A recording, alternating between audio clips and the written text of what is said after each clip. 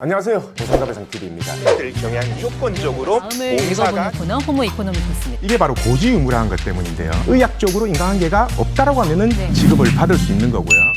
안녕하세요. 보상에 대해서는 가장 정확한 정보를 드린다고 자부하는 보상가배상TV입니다. 오늘 주제는 전문가를 과연 선임해야 되는 사고일까? 난 사고가. 그리고 만약에 전문가를 선임한다면 과연 얼마나 더 받을 수 있을까? 여기에 관한 주제로 오늘 영상 촬영을 해보도록 하겠습니다. 자, 우리가 교통사고에는 두 종류가 있죠. 차끼리 부딪혀서 차만 부서지는 사고, 아니면 차 대 사람, 차 대 자전거, 차 대 이륜차, 요즘은 킥보드도 있죠. 이렇게 해서 사람이 다치는 경우 크게 두 가지로 볼 수가 있죠. 자, 사실 대물사고 같은 경우에는요, 특별한 경우를 제외하고서는 전문가를 선임할 필요가 없습니다. 쉽게 말하면은 전문가를 선임하고 나서도요, 전문가 선임 비용이 있을 거 아니에요. 그 비용을 지불하고 나면은 결국 전문가하고 선임 안 하는 거하고 비슷한 보상을 받는다라는 거죠. 자, 그럼 내가 다친 경우에는 어떻게 될까요? 전문가를 선임한다면 얼마나 더 받을 수 있고, 전문가를 선임 안 하고 내가 충분히 보상받을 수 있는 방법은 없을까? 거기에 대한 주제로 계속해 나가겠습니다. 자, 본격적인 영상 들어가기 전에요, 좋아요 그리고 구독 설정 꼭 부탁드립니다. 자, 우선 첫 번째는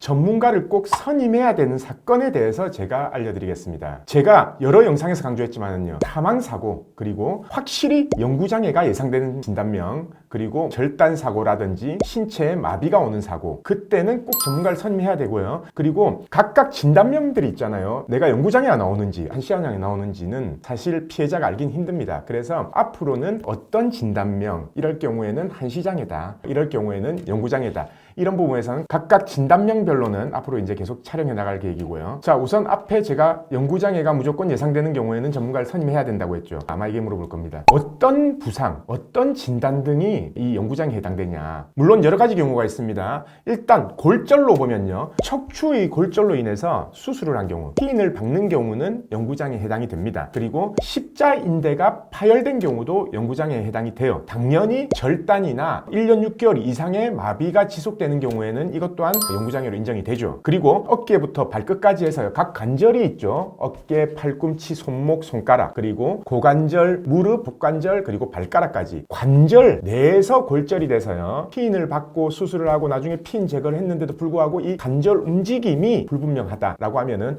이것 또한 연구장애로 인정이 될 수 있습니다. 자, 그리고 하나 더, 수술하고 나서 2년 정도 지났는데도 뼈가 안 붙는다, 그리고 고리식 수술을 했는데도 불구하고 뼈가 안 붙는다 라고 한다면 불유압, 뼈가 어긋나게 붙었다 라고 하면 부정유압, 그리고 예를 들어서 심하게 대퇴부나 하지 쪽에 골절이 된 경우에는요, 다리가 짧아지는 경우나 길어지는 경우가 있습니다. 그러면은 이 부분에서도 단축장애로 인정을 받을 수 있다는 거죠. 그래서 이런 경우들에는 무조건 전문가를 선임해서 합의 또는 소송을 진행하는 게 나중에 보상받는 금액이 훨씬 이득을 볼 수 있다는 거죠. 물론 전문가마다요, 능력이 다 천차만별입니다. 경력이 엄청 많다고 해서 무조건 보상을 많이 받을 수 있는 건 아니고요, 능력이 다르기 때문에 그 부분은 꼭 명심하셔가지고 전문가를 선택하는데 도움이 됐으면 합니다. 자, 앞선 경우에 전문가가 필요한 경우 쭉 말씀을 드렸죠. 그럼 이제부터는 전문가가 필요 없이 내 혼자 힘만으로 보험사를 상대해서 충분한 보상을 받을 수 있는 경우,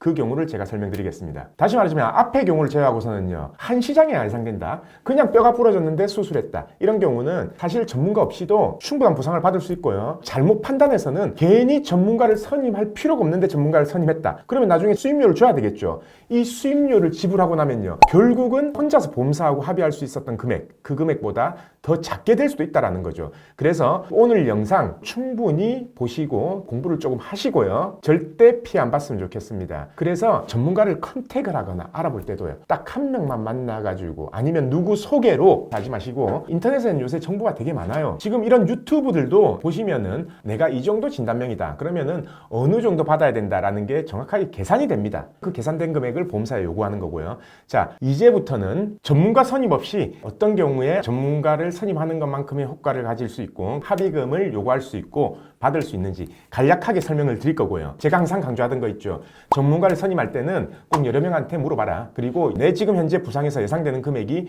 어느 정도인지를 꼭 물어보시고요. 예를 들어서 그렇습니다. 여기 전문가한테 상담했어요. 근데 한 2천만 원 정도 예상된다. 이 전문가한테 상담했어요. 한 3천만 원이다. 그리고 다른 데 했는데 4천만 원이다. 자, 그러면요, 물어보세요. 2천만 원, 4천만 원, 3천만 원 각각 다르게 나왔잖아요. 이게 한시장애로 계산된 거냐, 연구장애로 계산된 거냐. 그걸 물어보시고요. 만약에 영구장애가 아니라 1시간에 계산됐다. 그러면은 제일 높게 전문가가 계산한 그 금액이 있을 거 아닙니까? 그 금액을 먼저 보험사한테 제시를 하세요. 그래서 합의가 되면 굳이 전문가를 선임할 필요가 없잖아요. 전문가를 선임 안 하고도 충분한 보상을 받을 수 있는 방법이 있습니다. 지금 그 다음 방법까지 다 설명해보면 영상이 길어지니까 이번 영상은 여기서 자르고요. 자, 다시 한번 영상 아래쪽에 좋아요, 구독 설정해 주시고요. 다음 영상에서 찾아뵙겠습니다. 이번 영상 끝까지 봐주신 구독자분들 감사드립니다.